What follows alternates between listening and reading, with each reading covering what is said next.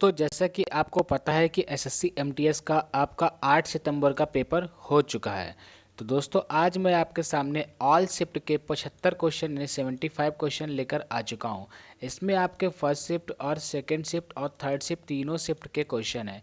तो वीडियो में दोस्तों आगे बढ़ने से पहले पहले चैनल को सब्सक्राइब कर दीजिए और वीडियो को अभी लाइक कर दीजिए। बेल आइकन को भी प्रेस करना ना भूलें ताकि आपको एसएससी एमटीएस के जो भी एग्ज़ाम हो रहे हैं उसके आपको फ्री पीडीएफ और 100% रियल क्वेश्चन मिलते रहें। ये आपके 100% क्वेश्चन दोस्तों रियल हैं जो मुझे स्टूडेंट द्वारा भेजे गए हैं। तो चैनल को प्लीज़ दोस्तों सब्सक्राइब कीजिए और इसकी फ्री पीडीएफ वीडियो के डिस्क्रिप्शन में टेलीग्राम का लिंक है, वहाँ से जाके अभी ज्वाइन कीजिए और आपको फ्री पीडीएफ मिल जाएगी। यही नहीं, आपको इसके पहले के जितने भी आपके बैक पेपर हुए हैं एसएससी एमटीएस के 5 को 6 को और 1 को जो भी आपके हुए हैं सारे शिफ्ट के आपको पेपर देखने को वहाँ पे मिलेंगे। तो चैनल को आपका जो फर्स्ट क्वेश्चन आया था कि रोहित शर्मा ने टोटल T20 में कितने मैच खेले हैं। तो T20 में कितने मैच खेले हुए हैं रोहित शर्मा ने। तो रोहित शर्मा अब तक इंडिया टीम के लिए कुल 47 टेस्ट मैच खेल चुके हैं और 241 वनडे और 148 T20 इंटरनेशनल मैच खेल चुके हैं। तो आपका यहाँ पे 148 करेक्ट आंसर होगा। बात करते हैं कि इन्होंने कितने रन बनाए हैं आपके। तो इन्होंने टेस्ट में 47.76 की औसत से 3,320 रन बनाए हैं, जबकि इसके अलावा वनडे में इन्होंने 48.91 की औसत से 9,782 रन बनाए हैं। तो ये दोस्तों आपको फैक्ट ध्यान में रखने हैं क्योंकि इनसे भी क्वेश्चन आपके पूछे जाते हैं। नेक्स्ट आपका आया था कि गजलों के राजा किसे कहा जाता है। तो गजलों के राजा जिसे कहा जाता है वो है जगजीत सिंह, जो देश भर में गजल सम्राट के नाम से जाने जाते हैं। तो आपको ये भी याद रखना है कि इनको गजल सम्राट के नाम से भी जाना जाता है और आपका जो करेक्ट आंसर होगा वो होगा जगजीत सिंह। नेक्स्ट आपका आया था कि ड्री उत्सव किस राज्य में मनाया जाता है। तो बात करते हैं कि यह उत्सव कब मनाया जाता है। तो यह उत्सव 5 जुलाई को मनाया जाता है और यह अरुणाचल प्रदेश के जीरो जिले में एक शुभ महोत्सव को देख सकते हैं। तो यह जो जिला है वो अरुणाचल प्रदेश में मनाया जाता है और किस जिले में, जीरो जिले के में। और यह मनाने का रीज़न क्या है। तो दोस्तों यह है भरपूर फसल का मौसम लाने के लिए ड्री मनाया जाता है।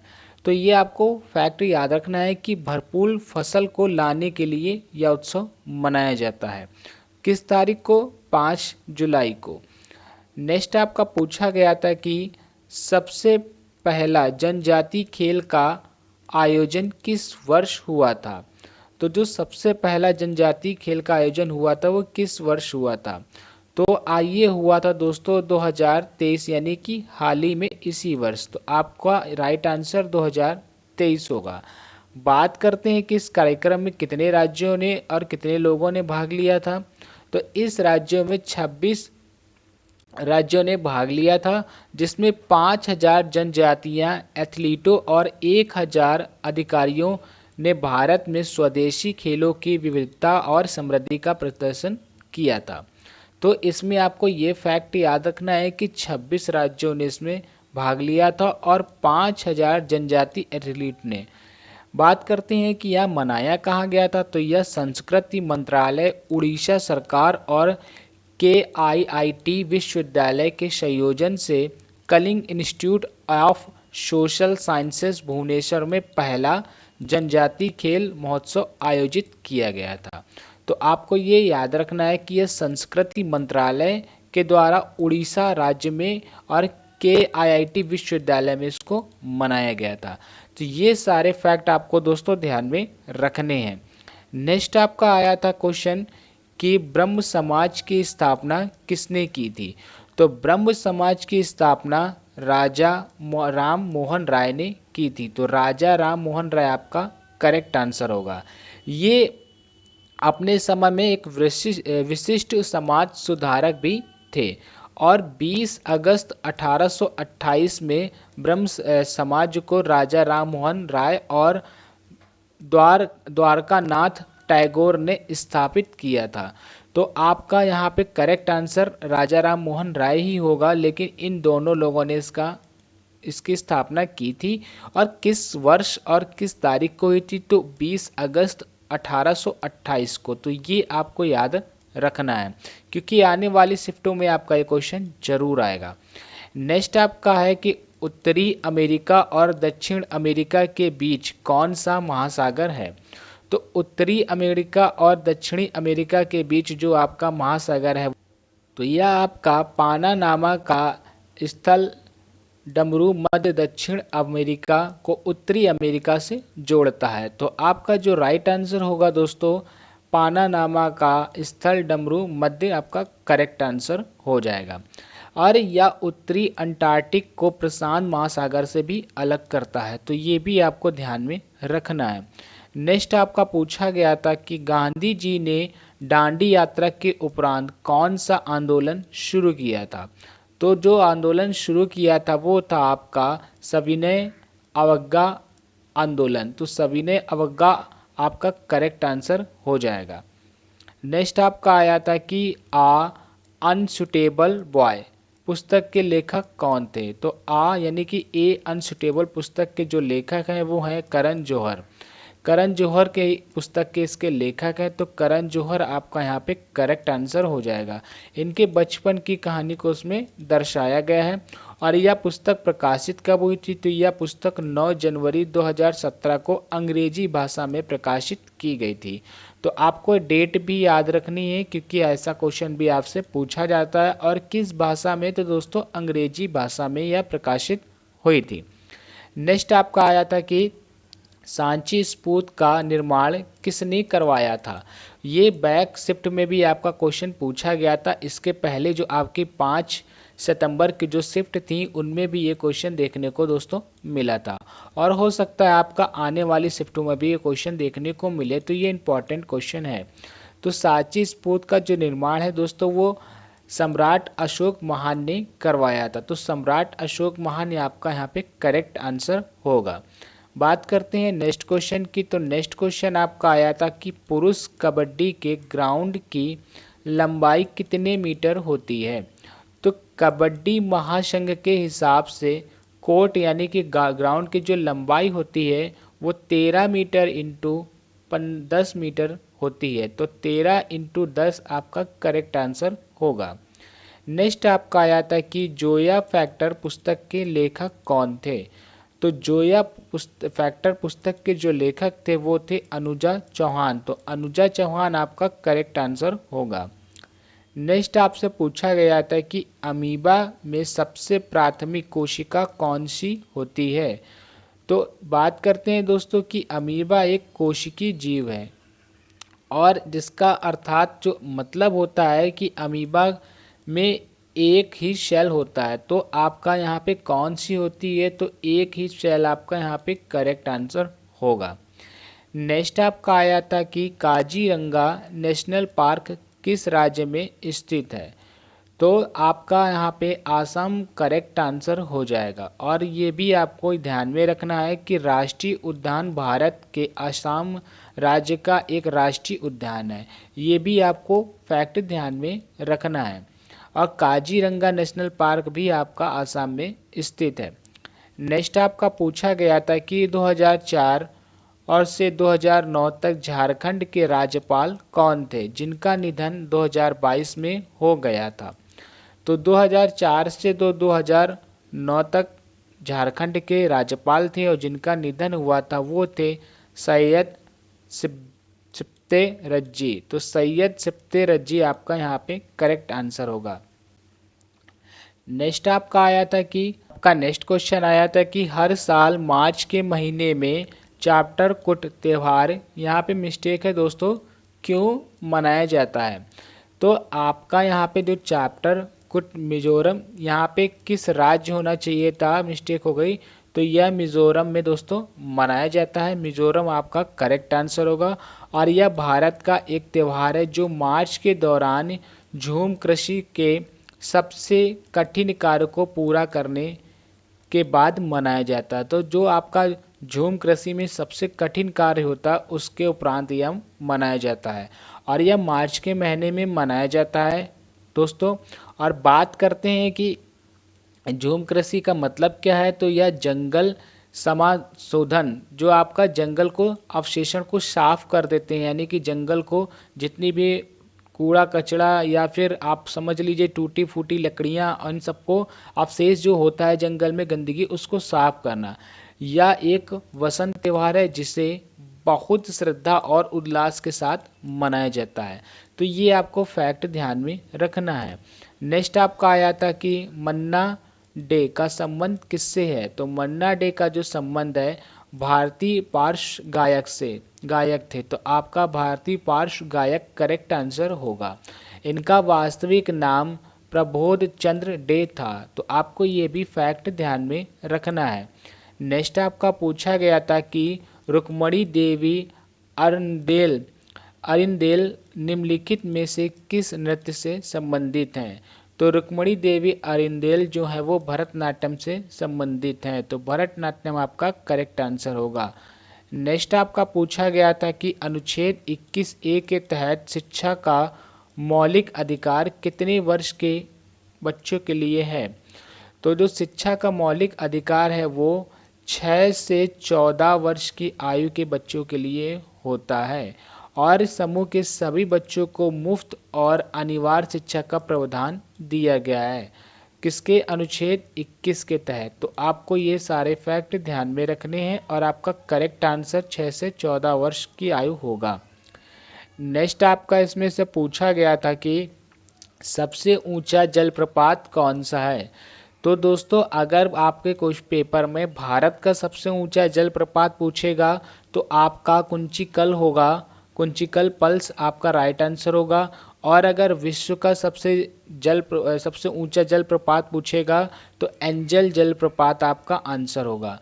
तो आपको दोनों याद रखने हैं, अगर भारत का पूछेगा तो आपका करेक्ट आंसर कुंचिकल पल्स होगा और अगर विश्व का पूछेगा तो आपका एंजल जलप्रपात होगा। बात करते हैं कि एंजल जलप्रपात है क्या, तो ये वेनेजुला का एक झरना है और यह दुनिया का सबसे ऊंचा जलप्रपात है जिसकी लंबाई 979 मीटर और 3,312 फीट और गहराई जो है इसको मीटर में ये बताया गया है, ये फिट में, और जो गहराई है दोस्तों वो 807 मीटर और फिट में 2648 फिट है। तो ये भी आपको ध्यान में रखना है क्योंकि बहुत बार आपका ये क्वेश्चन पूछा जा गया है। नेक्स्ट है आपका शहरी रोजगार योजना किस वर्ष आया था, तो शहरी रोजगार योजना जो आया था वो 1951 में प्रकाशित किया गया था जिसको स्वीकृति 2006 में मिली थी। तो ये आपका 1951 करेक्ट आंसर होगा। अगर आपके ऑप्शन में 1951 नहीं दिया था पेपर में, 2006 दिया था, तो वो स्वीकृति का पूछ रहा होगा, तो आपका ये भी करेक्ट आंसर हो सकता है।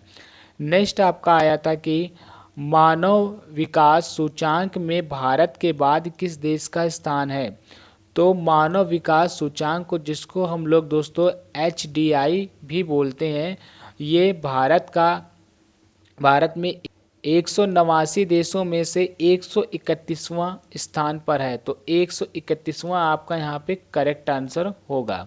नेक्स्ट है आपका कि पहले एशियाई गेम कहाँ पर हुआ था, तो यहाँ पे आपका पहला एशियाई गेम कहाँ पर हुआ था, तो पहला एशियाई गेम आपका 1951 में नई दिल्ली में आयोजित किया गया था, तो नई दिल्ली आपका करेक्ट आंसर होगा। और कब हुआ था, तो 1951 को हुआ था, तो ये आपको ध्यान में रखना है। आपका नेक्स्ट पूछा गया था कि थी खुदाई खिदमतगार आंदोलन की स्थापना किसने की थी, तो इसकी स्थापना की थी अब्दुल गफ्फार खान, तो अब्दुल गफ्फार खान आपका करेक्ट आंसर होगा। नेक्स्ट आपका इसमें से पूछा गया था कि वर्ष 2018 से 19 में सबसे ज़्यादा रबर उत्पादक राज्य कौन सा रहा, यानी कि सबसे ज़्यादा रबर उत्पादक राज्य कौन सा था, तो केरल भारत में रबर का सर्वाधिक उत्पादक करने वाला राज्य है, तो केरल आपका दोस्तों करेक्ट आंसर होगा। और 2018 से 19 के आंकड़ों की बात करें तो केरल भारत में कुल प्राकृतिक रबर उत्पादन का लगभग 75 से 80% उत्पादन अकेले करता है। तो बहुत ज़्यादा करता है, इसलिए आपका राइट आंसर केरल होगा। और कितने प्रतिशत करता है तो 75 से 80%। तो ये भी आपको ध्यान में रखना है। नेक्स्ट आपका आया था कि खेलो इंडिया विंटर गेम की शुरुआत किस वर्ष हुआ था। तो खेलो इंडिया विंटर गेम की शुरुआत 2020 को हुआ था और खेलो इंडिया गुजरात के खेल महाकुंभ के मॉडल पर आधारित है। तो आपको ये भी फैक्ट ध्यान में रखना है कि यह गुजरात राज्य के महाकुंड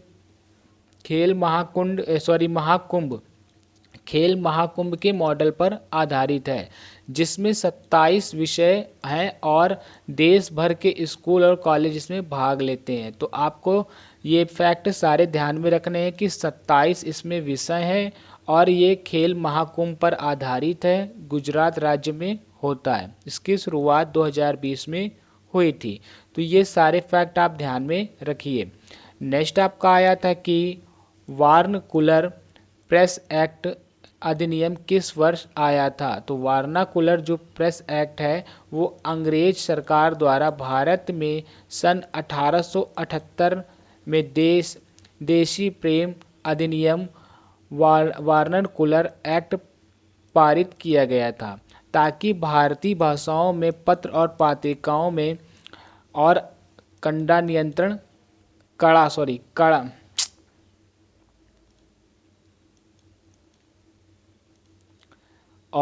नियंत्रण रखा जा सके। तो आपका जो यहाँ राइट आंसर होगा वो होगा 1878। नेक्स्ट आपका क्वेश्चन आया था कि मेरे देश की धरती सोना उगले संगीत किस गायक ने गाया। तो बात कर लेते हैं कि यह किस फिल्म का गाना है। तो यह मेरे देश की धरती जो है कि एक बॉलीवुड फिल्म उपकार, और यह फिल्म 1967 इसमें आई थी और यह एक भारतीय हिंदी फिल्म थी। और बात करें कि गाने की, तो गाने के जो बोल हैं वो गुलशन कुमार मेहता द्वारा लिखे गए हैं और इसके जो संगीत थे वो कल्याण जी आनंद जी द्वारा तैयार किए गए थे। तो इसमें आपका जो करेक्ट आंसर होगा वो कल्याण जी और आनंद जी करेक्ट आपका आंसर होगा। आपका नेक्स्ट क्वेश्चन आया था कि उत्तर प्रदेश के शास्त्रीय नृत्य कथक का क्या अर्थ है। तो उत्तर प्रदेश का जो शास्त्रीय नृत्य है कथक, तो कथक उत्तर प्रदेश का दोस्तों एक लोकप्रिय शास्त्रीय नृत्य है और कथक का अर्थ होता है कथाकार, यानी कि कथा को कहने वाला। तो कथाकार आपका यहाँ पे करेक्ट आंसर होगा। नेक्स्ट आपका पूछा गया था कि सुटेबल बॉयज़ पुस्तक के लेखक कौन है। सुटेबल बॉय की पुस्तक के जो लेखक हैं वो हैं विक्रम सेठ। तो विक्रम सेठ आपका करेक्ट आंसर होगा। या एक भारतीय उपन्यासकार और कवि हैं, तो ये भी आपको याद रखना है। नेक्स्ट आपका पूछा गया था कि बैंक ऋण किस आधार पर देता है। तो आपके कई तथ्य में इसमें आंसर हो सकते हैं, जैसे कि मासिक प्रयोजन आय जितनी अधिक होगी उतनी ही अधिक राशि पर बैंक ऋण के लिए पात्र होगा, यानी कि जितनी आपकी ज़्यादा इनकम होगी यानी सैलरी होगी उतनी ही आपको ऋण मिलने की संभावना होती है। तो यहीं पे आपका ये स्टेटमेंट करेक्ट होगा। अगर आप में पेपर में इसी से मिलता जुलता कोई और स्टेटमेंट आया था तो वो आपका करेक्ट आंसर होगा। तो कमेंट करके आप ज़रूर बताएं कि आपको में यही क्वेश्चन आए थे कि जो नहीं आए थे, जो मैं आपको क्वेश्चन बता रहा हूँ। और दोस्तों वीडियो को लाइक कीजिए और इसकी फ्री पीडीएफ मैंने वीडियो के डिस्क्रिप्शन में अपने टेलीग्राम का चैनल का लिंक दे रखा है, अभी जाके ज्वाइन करें और उसकी फ्री पीडीएफ आपको फ्री में मिलेगी। आपका नेक्स्ट क्वेश्चन पूछा गया था कि तमिलनाडु अधिनियम 2023 में कौन सी भाषा जोड़ी गई। तो तमिलनाडु के 2023 में जो अधिनियम हुआ था उसमें तमिल भाषा को जोड़ा गया था। ऐसा रीज़न क्या था, तो तमिलनाडु सरकार ने विभागों में नौकरी पाने के लिए, याद रखें ना दोस्तों, नौकरी पाने के लिए तमिल भाषा की पात्रता अनिवार्य कर दी गई है। तो तमिल भाषा आपका करेक्ट आंसर होगा। आपका लास्ट क्वेश्चन है कि विंटर गेम की शुरुआत कब हुई थी। तो ओलंपिक विंटर गेम की शुरुआत दोस्तों 1921 के में हुई थी। तो 1921 आपका करेक्ट आंसर होगा। और ये अंतर्राष्ट्रीय ओलंपिक समिति 1924 में फ्रांस के द्वारा हुई थी। दोस्तों आज मैंने आपको जो स्टूडेंट द्वारा क्वेश्चन 100% रियल हैं जो कि मुझे भेजे गए थे वो मैंने आपको करा दिए हैं। ये 8 सितंबर का आपका एनालिसिस हो चुका है। ऑल शिफ्ट के क्वेश्चन यही आपके क्वेश्चन पूछे गए थे। जल्दी आपको आने वाली शिफ्टों में जो आपके पेपर होंगे उनके क्वेश्चन मिलेंगे। दोस्तों चैनल को सब्सक्राइब कीजिए और वीडियो को लाइक और कमेंट करके बताइए कि वीडियो कैसा लगा। मिलते हैं नेक्स्ट वीडियो में जल्दी।